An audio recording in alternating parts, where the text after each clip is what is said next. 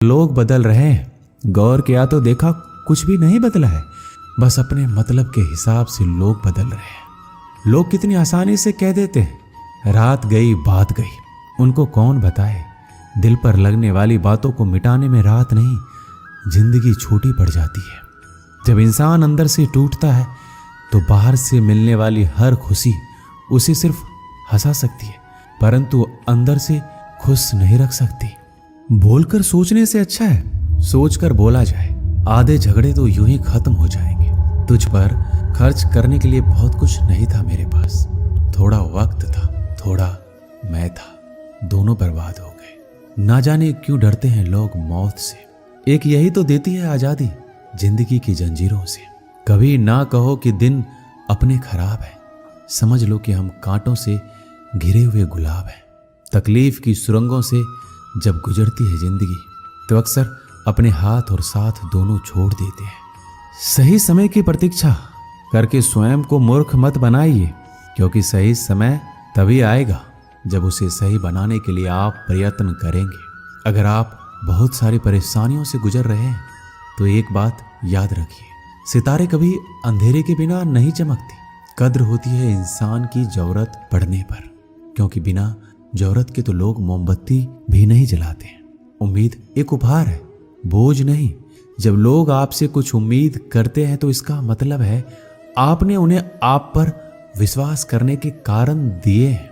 इंसान नहीं बोलता है, उसके दिन बोलते हैं, और जब दिन नहीं बोलता है तो इंसान लाख बोले लेकिन उसकी कोई नहीं सुनता।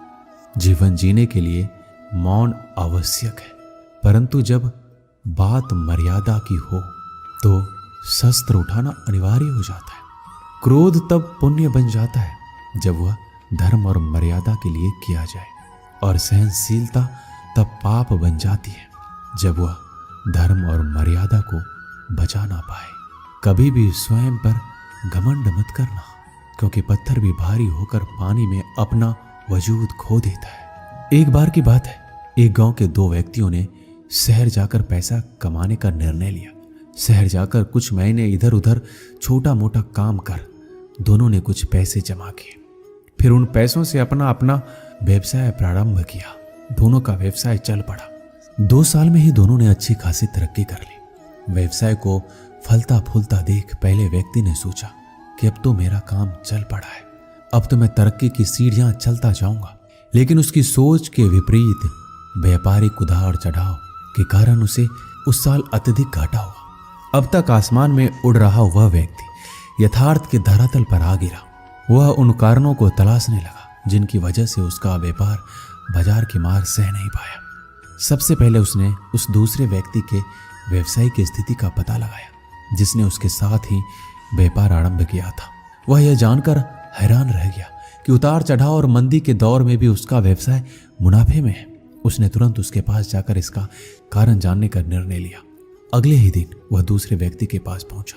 दूसरे व्यक्ति ने उसका खूब आदर सत्कार किया और उसके आने का कारण पूछा। तब पहला व्यक्ति बोला, दोस्त, इस वर्ष मेरा व्यवसाय बाजार की मार नहीं झेल पाया, बहुत घाटा झेलना पड़ा। तुम भी इसी व्यवसाय में हो, तुमने ऐसा क्या किया कि इस उतार चढ़ाव के दौर में भी तुमने मुनाफा कमाया है। यह सुनकर दूसरा व्यक्ति बोला, भाई मैं तो बस सीखता जा रहा हूं, अपनी गलती से भी और दूसरों की गलतियों से भी। जो समस्या सामने आती है उससे भी मैं सीख लेता हूँ, इसलिए जब दोबारा वैसी समस्या सामने आती है तो उसका सामना अच्छे से कर पाता हूँ और उस कारण मुझे नुकसान नहीं उठाना पड़ता।